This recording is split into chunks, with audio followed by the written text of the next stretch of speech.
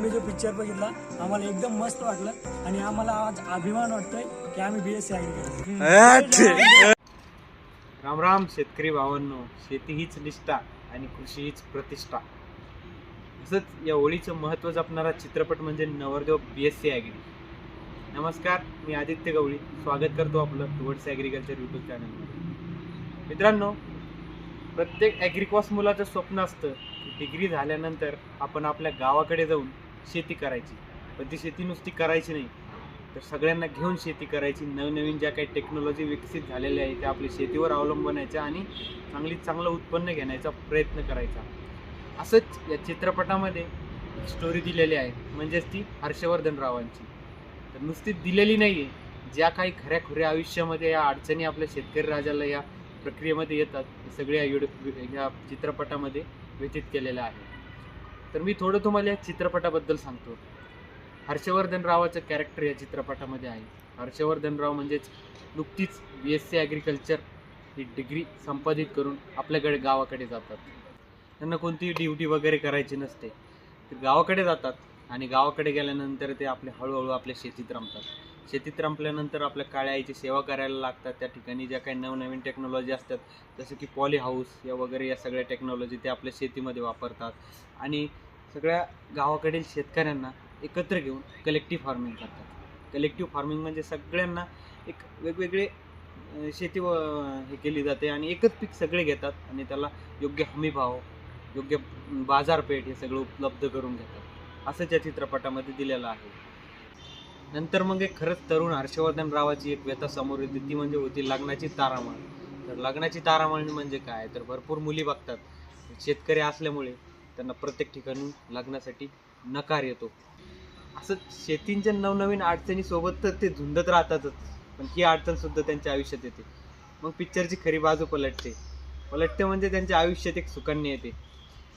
नवरदेव BSc agree या चित्रपटामध्ये सुकन्या नावाचा रोल खूप महत्त्वाचा दिला आहे. मला असं वाटतं प्रत्येक ॲग्रिकॉस मुलाच्या आयुष्यात जर सुकन्या असली, प्रत्येक अडचणीवर सपोर्टिव्ह असणारी सुकन्या जर त्यांना मिळाली तर नक्कीच हा देश कृषीप्रधान होईल. अशी सुकन्या त्याला भेटते आणि त्यानंतर त्याची परिस्थिती पलटते. मग त्यांना या पिक्चरची पूर्ण दिशा पलटते आणि पिक्चर तिथेच दी एंड होतो. पण या पिक्चरमध्ये आणखी भरपूर गोष्टी दिलेल्या आहे, त्या की म्हणजे शेतकऱ्यांना खूप सगळा माल पिकवून बाजारपेठेपर्यंत जातो. बाजारपेठेपर्यंत गेल्यानंतर तिथे जी होणारे भाव मिळत नाही, योग्य भाव मिळत नाही, माल सडतो.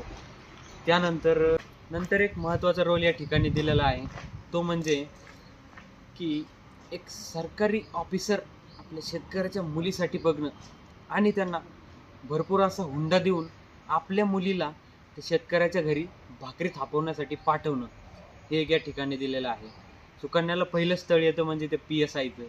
तर त्या सुकन्याचे वडील आपली स्वतःची शेती विकून तिला त्या PSIच्या घरी देण्यासाठी तयार होतात. पण सुकन्या त्यासाठी साफ नकार देते आणि ती शेतकऱ्याच्या घरी जाऊन शेती करून मालकीण होण्याचं स्वप्न बघते आणि ते साक्षात पूर्ण करते आणि हर्षवर्धन रावाची ती मालकीण होते.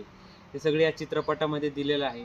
एक आपला शेतकरी आपल्या मुलीचं लग्न शेती विकून सरकारी ऑफिसरला हुंडा देतो, हे एक महत्त्वाचं या ठिकाणी दिलेलं आहे. हे सुद्धा आपल्याला थांबवायला हवं.